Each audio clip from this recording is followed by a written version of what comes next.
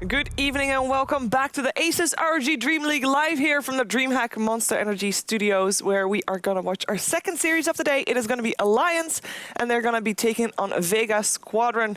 What do we think about this matchup, guys? Well, Vega Squadron haven't won a game yet. They're 0-2. They only have one series against Empire. Yeah, I know. Yep. So they need to, especially against Alliance, who are 5-1. You know, like in a league format, playing against the top-rated teams is very important to take victories. Yeah, exactly. If you haven't had many games yet, to do well against the big teams is a good way to secure yourself. But, of course, Alliance look pretty strong right now as well. Yeah, we had a game last week where Alliance were taking on Empire. And there was some bugs in the game, so the game didn't end up being... I did see that, the Undying and Centaur. Yeah, but Alliance played like super strong. They looked amazing. They were winning. They were definitely winning, yeah. And if they play like that today, I think Vega Squadron might be in for some trouble. Yeah, it could definitely be. Alliance has also reclaimed the position where they have heroes that need to be respect banned really well. I think that's the biggest thing. Yeah, and that's very good in any patch of Dota. When you have heroes that, you know, scare people, really put them off, you know, that's such a good weapon to have as a drafter. And I think their drafts can become really good because of that, partly. Yeah, we saw last week actually, it opens up Io, for example. Yeah. And Chen. And Chen, yeah. And Aki plays both of them heroes like amazing. Yeah, I would say that, I guess Chen is one of the heroes that you should be respecting a lot. But when you have more than 2 heroes that are to be respected that much, pick your that's poison. when you start getting really strong. Yeah, exactly. Pick your poison. So. What do you think that's... do you think it's good, as in banning out Lone Druid? I mean, Nature's Prophet, I understand. We've seen him own dozens of times with that one. Bulldog in this case. Lone Druid, however, we've heard that he doesn't really fit that much into this patch. What's your thoughts on that? I disagree. I played games with Admiral Bulldog, I think 2 games on FPL where he played Lone Druid in the same team as me. And it was very dominating again. But I don't think the hero is bad for this patch at all. Sure, it emphasizes quite heavily on the ganking and also opposed to the farming, which is why you would worry. But he's very strong in this patch. And if you can get to the point where you have, like he always likes to go for the Midas first into Radiance, going face boots, of course, Stout Shield and Kelling Blade. But when you have these items, if you can add up the Aghanim Scepter, it changes the hero so much. Like the bear becomes really lethal. Like you have to run for your life. If you're a support player, he can solo kill you. Yeah, you can just roam the enemy jungle. Exactly. And you can farm so aggressively with it. So I think the Lone Druid is an understandable respect ban as well. But here we see him. There he is, indeed. Not even most played heroes. I mean, this is. No, I mean, it wouldn't be his most played hero. And this is already. This is only this patch. Yeah, the 100% win rate on Juggernaut. Juggernaut. Are ridiculous. They are ridiculous. Most played hero X01. 0%. No. That's it all, yo. They really do. Bulldog actually said about Aghanims on Lone Druid is that the games have to last pretty long for him to get that because it won't be his first item. Yeah. And the games lately have been fairly short. Yeah, we even saw like a Luna going mech. Like, if you think the game's going to go long, there's no way you buy a mech on Luna. Yeah, exactly. But that's, you know, that's adjusting to the situation. Sometimes, you know, a game will be like pretty passively until a certain point, or like it won't be a threat until a certain point because the enemy have to be strong enough to break the base. Yeah. So then you could maybe squeeze in the time to get it. And it does allow you to do so many other things. Because when the point that you have the Aghanims on Lone Druid, you can split push a lane with your hero and farm jungle, push a lane with your bear, and even join team fights. And it doesn't even matter if you get killed, you still have your bear alive. Yeah. So it's still a good hero. And even without the Aghanims change, I think Lone Druid works pretty well in this patch anyway. Like early aggression aside, he's a hard hero to kill. Yeah, like he runs around on 1.7k HP very early, and you have to bring like 3 heroes at least to kill him. And you were talking about like how difficult it is when you don't have, like Lone Druid doesn't really gank at all. You know, he just kind of sits passively in the lane of farms. And Alliance kind of adapted to that. Like they usually draft like a load of like say a Slardar or like a Centaur or some like Blink Initiator that like does that for him instead. You know, they kind of switch the roles a little bit. Yeah, Loda plays a good Tiny as well. Can always bring that one in as well. But yeah, that's very true. They adjust to the patch. With the bans now being kind of almost set in stone with Lone Druid and Nature's Prophet, how much extra impact does the first pick / second pick has in this case? I mean, we've seen yesterday on the Battlegrounds finals, Team Secret always chose Radiant, and IG always wanted first pick. Like, there was no difference. They always had the same. Like, what's the balance there? It's about comfort. Like, it's not so much about what's the strongest in the current patch even. Like, teams will have different opinions on this sometimes, Yeah. what is the strongest. And for good reasons, they play differently. But it's more about having a comfort zone. You don't want every game to be different. Every pro player or high-level team will try and find a comfort zone where, okay, we always have the same scenario of us getting the first pick, and then we can build around there. Because if every single game is different, then it's a little bit harder to build. And for some teams, the side is more important than the picking phase. But yeah, people do that in these patterns, but also in their drafts. Every team likes to have one or two type of drafts that they can go back to. Like, this is what we like to run.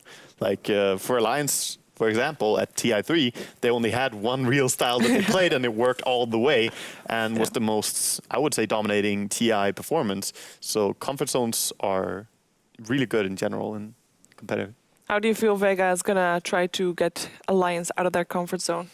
I mean, it's about pick your poison, as you said earlier. So you have to have a strat that works against what you force the enemy into. Because if you ban out Admiral Bulldog's heroes, which a lot of people have done, the Lone Druid and the Nature's Prophet first phase, he can still play a good Batrider, he can still play a good Clockwork, for example. And I haven't seen him play it, but Bounty Hunter is also very viable in this patch. Yeah. He actually also played Queen of Pain a lot lately. Oh yeah, First team? Queen of Pain offlane is popular now, especially with dual lanes, dueling it with a Sky or with an Undying, anything aggressive, Visage even. So, like, you can maybe target Bulldog, but there are still many heroes that he can easily pick, whereas maybe taking away Aka's Chen is going to slow down his tempo. He plays a good Enchantress as well, it's very similar, but it's not to the same extent. His Chen is, like, really dangerous. Legendary. Right, so say, for example, you're Vega Squadron, and you decide, let's let Admiral Bulldog have his Nature's Prophet, right? What are the heroes? Like, because Mag, for example, plays, like, an amazing Beastmaster. They have, like, he plays Clockwork and Batrider really well as well. So are they, like, is it crazy to let the Nature's Prophet through, or, like, and adjust your draft to... I mean, the idea of, like, adjusting your draft and countering heroes that's what you want to do, right? But some players just have played against it so many times. Like, and I think for Bulldog and his Furion and his Lone Druid, more so maybe his Furion, because Lone Druid has been banned so many times in competitive. He knows all these things. He knows the Beastmaster is going for him. I think it's risky to let those heroes through. In this patch, I would probably just ban the Nature's Prophet for sure, and then maybe Chen. Yeah, okay. And no Io. Just let the Io go through. What are you going to do against the Io? That's what happens. Like, you don't have 5 bans. So, of course, there are many high-impact heroes. But, of course, it comes down to what your team likes to play against. If you feel that you're really good at rat extermination, I mean, go for it. Let's through the Nature's Prophet. But I haven't heard a single player who, oh, God, I love playing against them Fury. That's so exciting. I believe if you go against a Wisp or something, maybe you can force the fights and rely on outplaying your opponent, which can sometimes be easier than catching your opponent. Yeah, true. I believe the Reddit meme has been proven right most of the time. You play against the Lions, you think you can play against Game one is Nature's Prophet because you have a counter against it. You lose against the Lions. Next game, you'll ban Nature's Prophet because you're not stupid. Yeah. Shout out to Knoxville, that Dota. Yeah, he actually also helps us out with stats. He's actually all over He the does? place. Yeah. Yeah. He must And work a lot, Scansor actually. as well. Like, Cool guy. those two, they're everywhere, it seems. But yeah, I mean, what are we going to see here? Vega, they of course have got their Beastmaster, which is their strongest one. And in terms of respect bans, well, you know, if you're Alliance, you're going to be having a lot of good heroes going through because of the Nature's Prophet / Lone Druid / Chen ban. They themselves are not going to ban any of those heroes, so they're probably going to remove Beastmaster and Undying. So what are you going to do if you're Vega? I think you can pick up the Chen. Like, we saw Solo play Chen very well. And then you would hope for a first pick, I would assume? Yeah. Or, like, if you leave it open, do you think the Alliance would first pick Chen? I think they would, like, unless they left one of Bulldog's favorite heroes open, I think Chen is probably the one they would rate the highest, even over Wisp. Yeah, I would say so. I would expect it, unless they really want to do a certain strat, and, you know, that's what their mindset on. But in general, I think Chen does pretty good against any Wisp lineups, because you can 5-man pretty early, take down all the towers and control him. It's not that you spread out so much, and your team fighter is also strong against the Wisp when you have Chen's heal. So we'll see. I think Chen is amazing in this patch after the change, so you can have 2 creeps, or I say this patch, but he has had it for quite a while. It just means that, like right now, winning your lanes is a lot more important, and he can actually help you do that. He can win nearly every lane if He he wins wants to. lanes and he pushes the tower. It's not just that he comes and helps a lane, like he can come and mana burn or whatever, but when he actually harasses you down so low or kills you and then starts pushing your tower with a Wild Wing or something, that's when you start having issues because you're losing control of the game. It's very similar to Nature's Prophet actually as well. Like you can just Yeah. TP to a lane and then win In the a lane way. and push the tower. Yeah. Yeah, in a way. Especially now with the recall available on Chen, you Yeah. can pull creeps back after doing it. Last week, Nikwa said that the way to deal with the Lions is to shut Pycat down. Agree? I mean, Pycat is what I'm gonna call the flashy distraction. Like Yeah. he's making plays and he's really good, but he's not what's gonna carry them into the post 25-minute or 30-minute mark. Because then someone else has to be the big factor, whether it's Bulldog or Loda. So Pycat is just trying to dominate early on.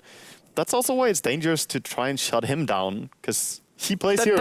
Then he does the Yeah. job well. Exactly. Yeah. Like he plays heroes that get the chance to deal with that. Someone comes to kill him, well, he has a good fighting hero for the early game. That's the point of his play. So He only you can commit a lot of resources shutting him down, but if you just go halfway, maybe you're just feeding him and he starts doing even more. Yeah, he was playing Shadow Fiend a lot. Like he pretty much only plays Shadow Fiend for Alliance, and he has like Sniper. well, yeah. Lina. Well, in this patch, like pretty much no. He wants to play played Sniper some. this patch as well. He gets Sniper banned against him Yeah, again. well, yeah. Another It's pretty respect crazy. ban for Alliance. So FNG said earlier today, 1-1. What do we think? What are we thinking? You were right, by the way, your first prediction. I was. So congratulations on So that we're one. gonna wait till after Shane. Yes. You know, copy the cards. Yep. I'm gonna say 2-0 to Alliance. I really think. That was what I was gonna say. Really. It was actually. Well, I am going to be the odd one out this time. I'm going to be giving Vega a game. I think they can definitely do it. We're going to find out if they can, though, because we are in the draft. It is time for Vega Squadron taking on Alliance. OD Pixel and Draskell, take it away.